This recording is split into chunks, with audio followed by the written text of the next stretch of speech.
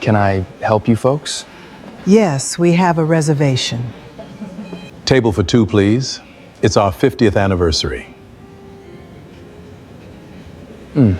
I don't see a reservation, and we're fully committed tonight. Are you certain? We were told there was space. We can wait at the bar, son. We don't mind. Here's the thing. It's a pretty upscale evening in here.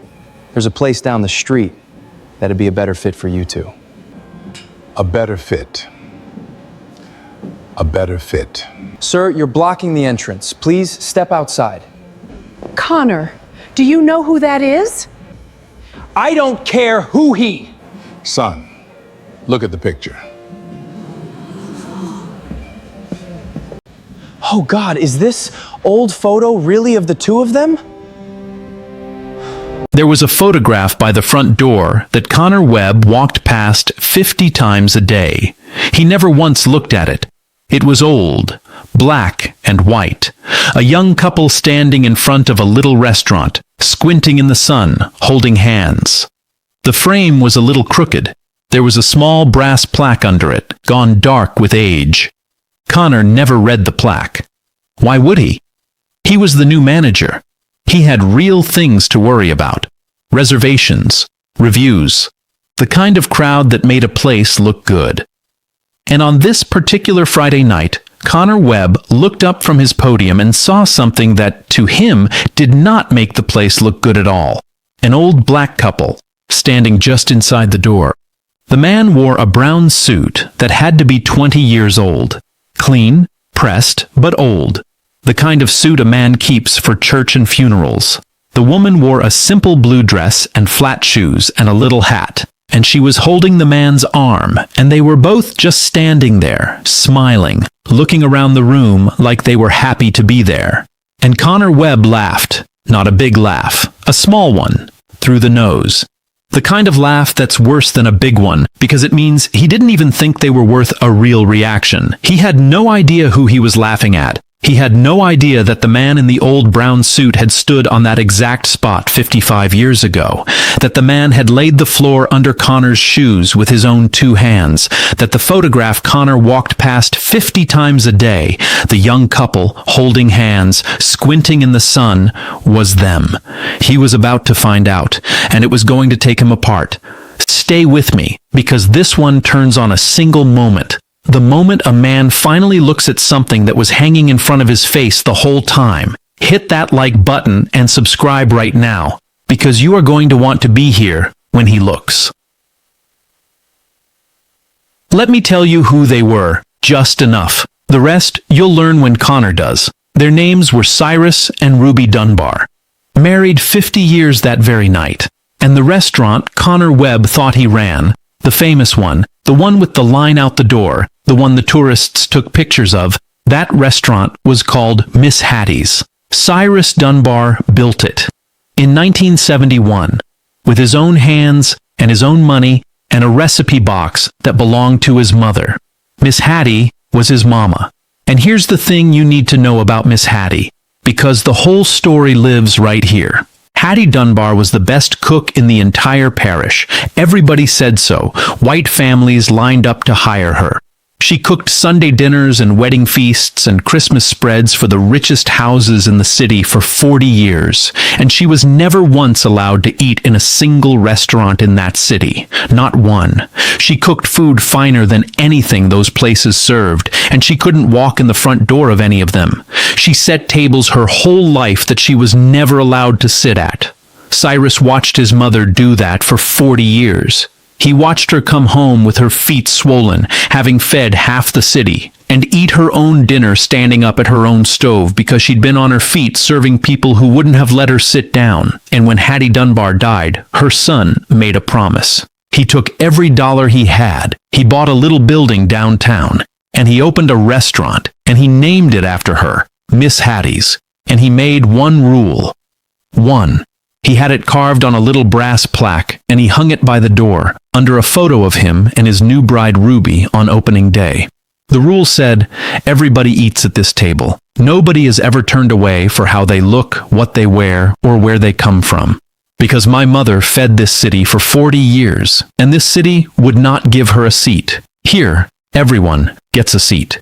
That was the founding rule of Miss Hattie's, the whole reason it existed. And 55 years later, on Cyrus and Ruby's golden anniversary, a manager named Connor Webb looked at the founder's old brown suit and laughed and got ready to break that rule to the man who made it.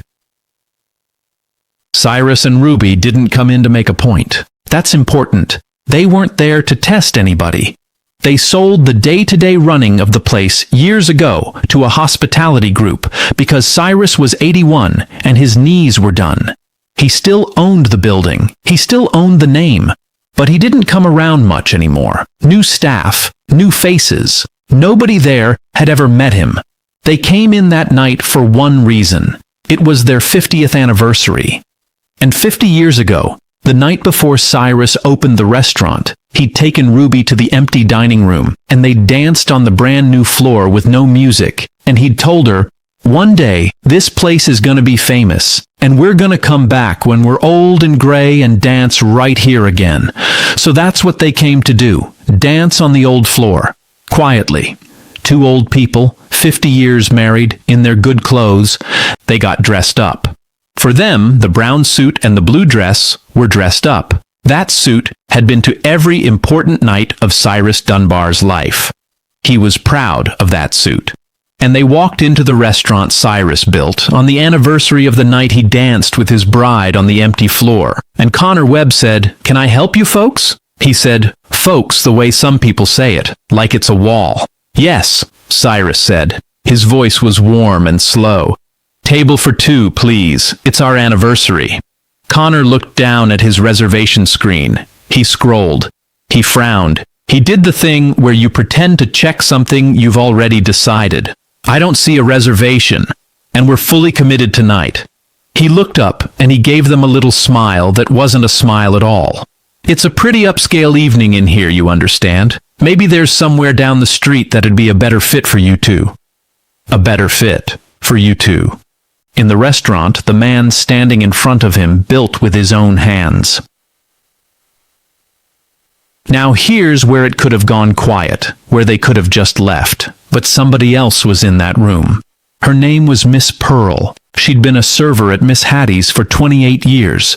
She was carrying a tray of sweet teas across the dining room when she heard Connor say, "A better fit for you two." And Miss Pearl stopped walking, because Miss Pearl looked at the old man in the brown suit. And something in her chest went tight and hot and disbelieving all at once. She set the tray down on the nearest table, didn't even ask the people sitting there, just set it down.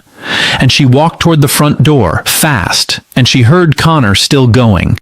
"Sir, I'm going to have to ask you to step outside. You're blocking the—" "Connor." Miss Pearl's voice cut across the whole dining room. Connor turned, annoyed. "Pearl, I'm handling a thing. Do you know who that is?" Connor blinked. "What?" "That man." Miss Pearl was pointing now, and her hand was shaking. "Do you know who you are talking to?" "I don't care who he—" "Connor."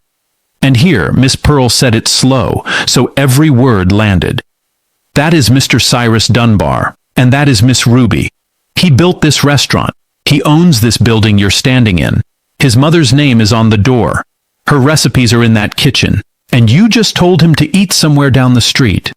The dining room had gone quiet now, the way a room goes quiet when everyone realizes at the same time that something is happening. Connor laughed again, but it was a nervous laugh this time, a small, scared one. "Come on, no, the owner's some company, the Dunbar Group, The Dunbar Group is him, baby," Miss Pearl's voice cracked. "It's named after him." And that's when one of the regulars, an old man at table 6 who'd been eating at Miss Hattie's for 30 years, stood up and pointed at the wall by the door and said, "Son, look at the picture." Connor Webb looked at the picture, the one he'd walked past 50 times a day, the one he'd never once looked at. A young couple, black and white, standing in front of a little restaurant, holding hands, squinting in the sun. The man in a sharp suit. The woman in a pretty dress, leaning into him, laughing at something just out of frame. And Connor's eyes went from the photo to the old couple by the door, and back to the photo, and back to the couple. Same eyes, same smile, 55 years apart, but the same two people. It was them. It had always been them. The young man in that photo, holding his bride's hand on opening day in 1971, was standing 6 feet away from Connor Webb in a 20-year-old brown suit, having just been told to eat somewhere else. And then Connor read the plaque. For the first time, the little brass plaque he'd never once read. Everybody eats at this table. Nobody is ever turned away for how they look, what they wear, or where they come from. And Connor Webb felt the floor Cyrus Dunbar laid with his own hands, drop straight out from under him. "Oh my God," he said. "Oh my God, Mr. Dunbar, I didn't—" And here's where you expect Cyrus Dunbar to let him have it. He didn't. Cyrus Dunbar looked at the young man whose whole face had come apart, and Cyrus did not get angry. 81 years old, 55 years of building something, and he looked at Connor Webb with an expression that was somehow sadder and kinder and harder than anger could ever be. "What's your name, son?" "See, Connor Webb. Mr. Dunbar, I am so sorry. If I'd known who you were—" "There it is." Cyrus nodded, slow. "If I'd known who you were." He let it sit. "Let me tell you about a woman who didn't get that. Her name was Hattie Dunbar, my mother. Best cook this city ever had. She fed every fine house in this parish for 40 years, and not one of them ever once said, 'If I'd known who you were.' Because to them, she was never going to be somebody worth knowing. She was just a woman in plain clothes. Same as you decided I was 2 minutes ago." Connor couldn't speak. "You're not sorry you did it," Cyrus said, gently, so gently.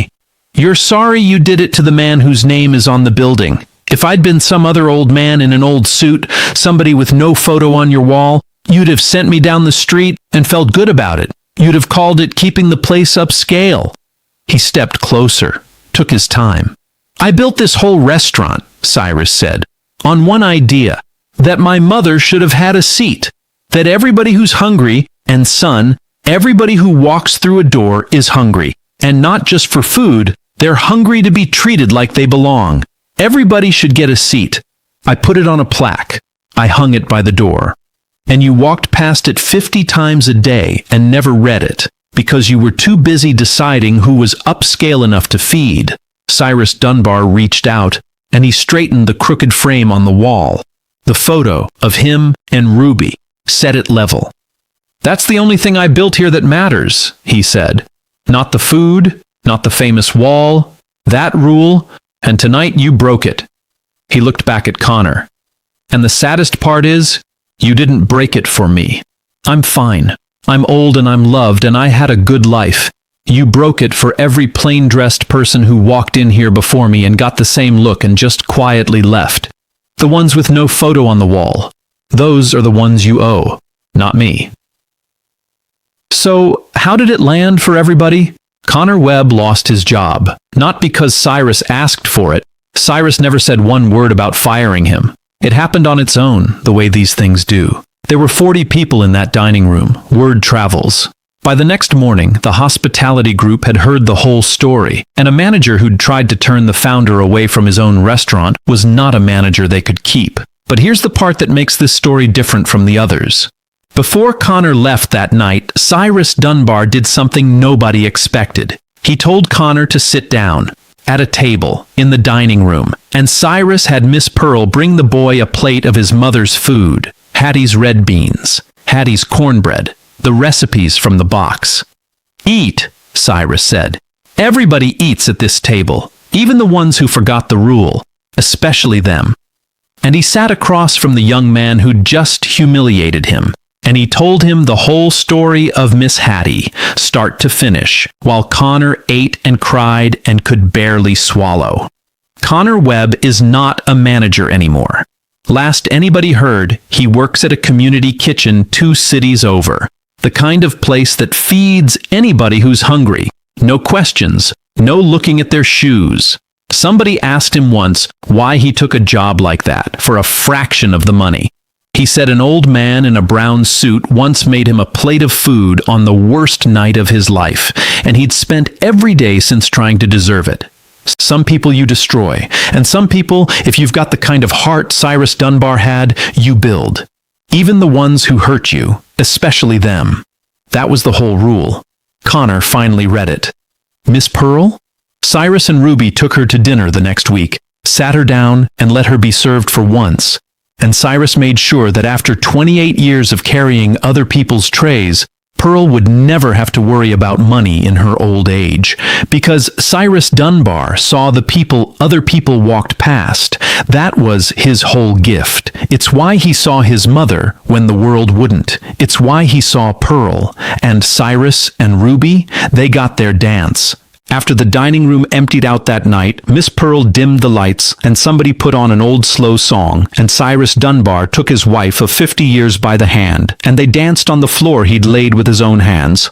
Right where they'd danced 50 years before, two young people in an empty room, dreaming about being old and gray and coming back. They came back, and the photo by the door watched them do it. The young couple, squinting in the sun. The old couple, swaying in the dark. The same two people, the same held hands. So let me leave you with this. Connor Webb walked past the most important thing in that building 50 times a day, and never once looked at it.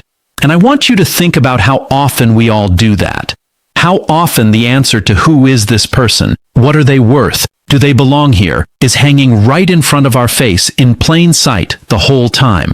And we don't look because we already decided in 3 seconds based on a suit. The plainest dressed person in the room built the room. That happens more than you'd think. The quiet old man in the 20-year-old suit laid the floor you're standing on. The woman in the simple blue dress is the reason there's a table at all. You will never know.